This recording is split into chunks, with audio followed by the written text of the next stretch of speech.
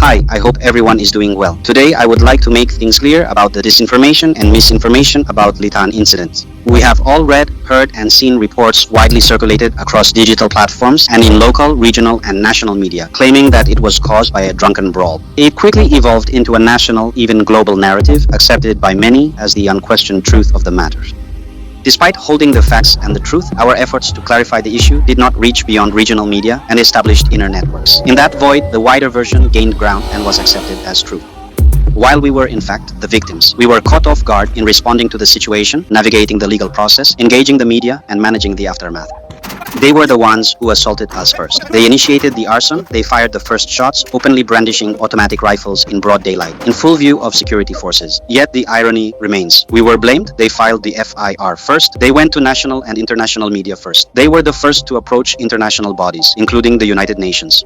Unfortunately, in moments of crisis, the first version told often becomes the version believed. Early statements shape perception, perception shapes judgment even before the full facts are uncovered. Thankfully, the situation cooled down, but calm does not correct distorted facts. That is why this video documentation has been made to set the record straight before the world. I call upon our Naga brothers and sisters to share this documentation widely and deliberately so that the truth dismantles misrepresented narratives wherever they have taken root.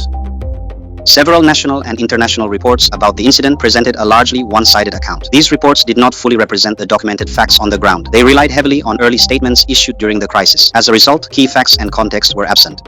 Here, the Indian Express carried the headline. Tension in Manipur's Ukhrul after drunken brawl sparks 3 days of arson and district-wide internet ban. That framing closely mirrored the Litan Sarekong Village Authority press release dated 8 February 2026.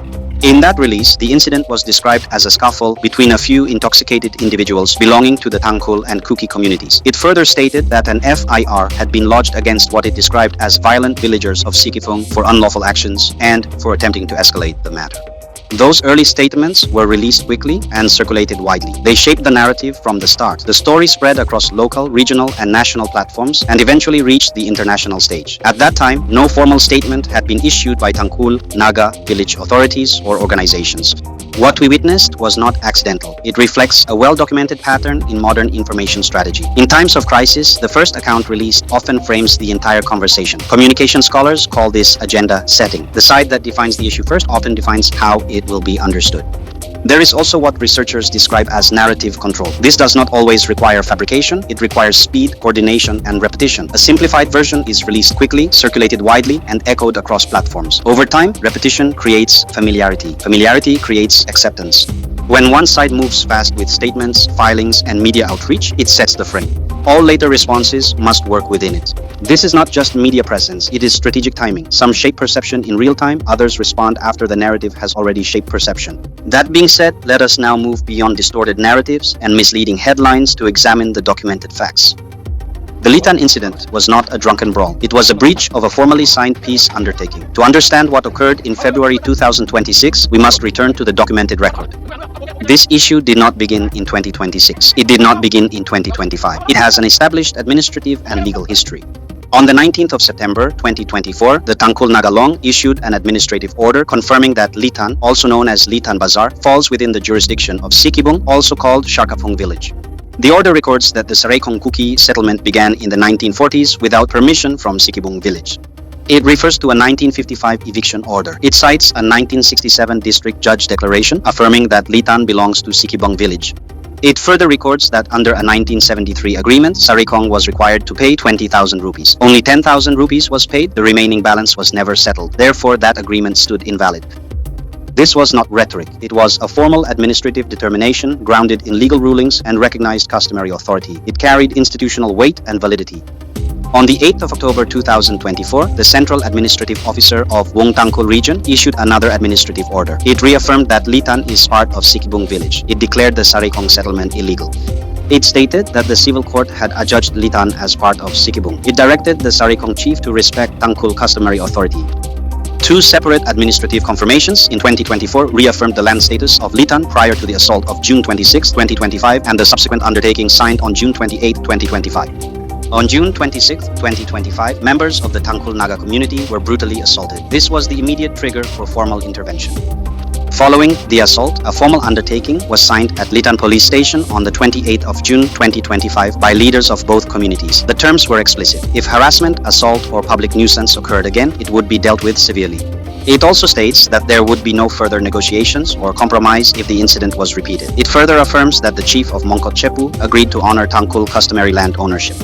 Compensation of 5 lakh rupees was to be paid within 3 days. Village census details were to be submitted within 48 hours. This was a formal peace undertaking. It was intended to prevent any recurrence.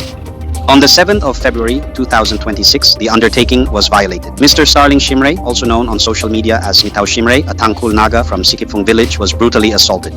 At that moment, the matter ceased to be an isolated confrontation. It became a breach of a formally documented commitment.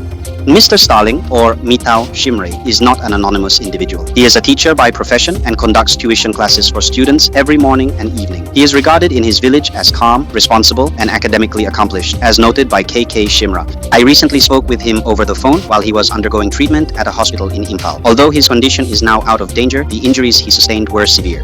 His jaw was broken and disjointed. Doctors had to secure it with steel plates. Several teeth were removed and reconstructed. When I spoke to him, he struggled to open his mouth properly. He spoke with difficulty.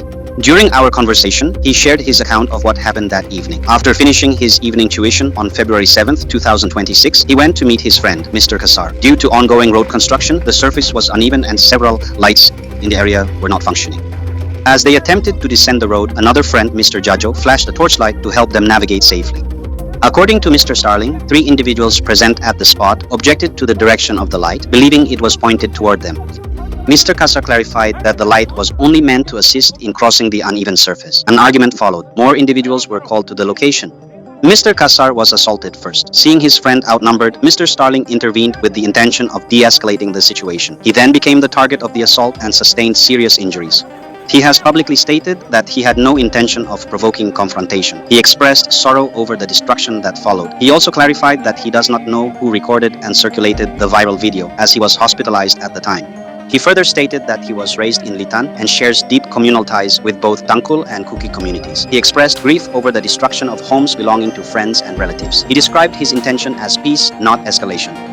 What is therefore at issue is not a drunken scuffle between intoxicated individuals. It is a pattern of tension unfolding within an already documented land dispute, followed by a signed undertaking and then a violation of that undertaking.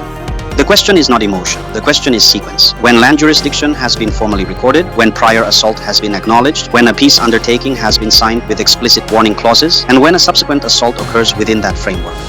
It cannot responsibly be reduced to a spontaneous brawl. Reducing it to such a label removes context. It removes obligation. It removes the weight of the signed commitment.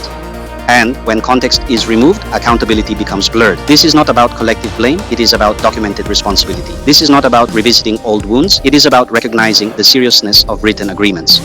Communities with competing political aspirations will inevitably face tension, but tension must not be manipulated through simplified narratives that obscure prior commitments. When a documented land history, a prior assault, a signed undertaking, and a subsequent violent incident are reduced to a simplified label, the gravity of the breach is diminished. And consequently, the agreement disappears. The warning clause disappears, the obligation disappears. This is not a call for retaliation, it is a call for accuracy. Misinformation escalates tension. It does not resolve it. A sincere acknowledgement of the breach and a genuine effort toward peaceful settlement would serve all communities better than narratives that deepen mistrust. Truth is not an instrument of division. It is the foundation of durable peace. In today's digital age, truth must be documented and carried beyond closed circles. When narratives outrun facts, perception hardens before evidence emerges. The lesson is awareness and responsibility. Accuracy must travel with the same clarity as any competing version. Only then can truth stand firm as record. Thank you for watching. Stay informed, stay alert, stay responsible. Let truth guide our actions and peace guide our future. Kuknalim.